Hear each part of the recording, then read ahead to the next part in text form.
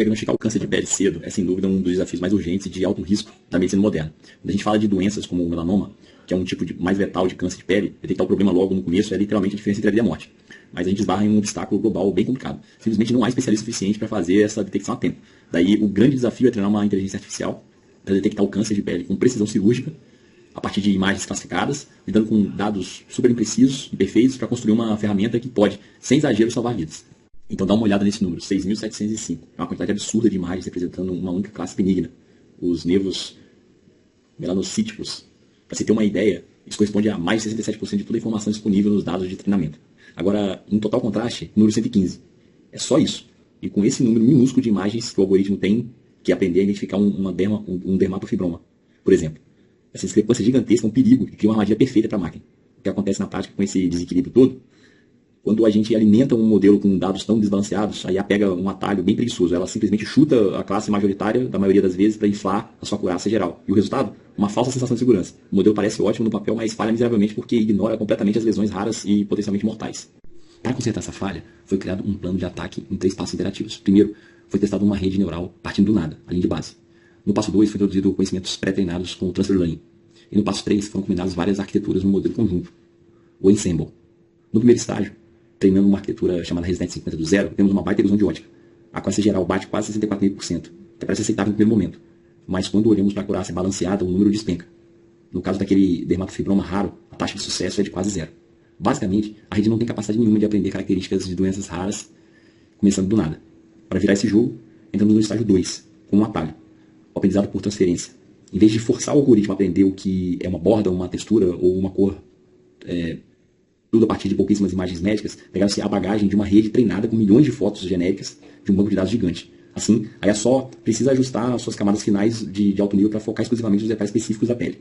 E olha, os resultados são absolutamente transformadores. A acurácia balanceada deu um salto enorme de mais de 17 pontos, passando da casa dos 75%. O mais impressionante é que isso resgatou aquelas classes minoritárias. Aquele mesmo dermatofibroma, que antes quase não era detectado, pulou para um score super alto, só aproveitando esses conhecimentos visuais prévios. Um excelente resultado. O conceito da terceira fase do modelo foi ainda melhor. Mas bem, arquiteturas diferentes cometem erros diferentes. Então por que depender de apenas uma?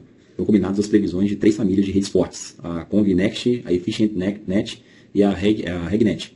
É como se, em vez de consultar só um especialista, tivéssemos um conselho de 3 médicos excelentes discutindo o diagnóstico juntos. Ao juntar essas forças, o avanço é notável. O modelo bateu uma acurácia balanceada de mais de 81%. Ele conseguiu o melhor desempenho em quase todas as categorias de diagnóstico. Mas a vitória clínica real aqui, o detalhe que faz toda a diferença para os pacientes é a taxa de sensibilidade para o melanoma, que finalmente rompeu as barreiras anteriores.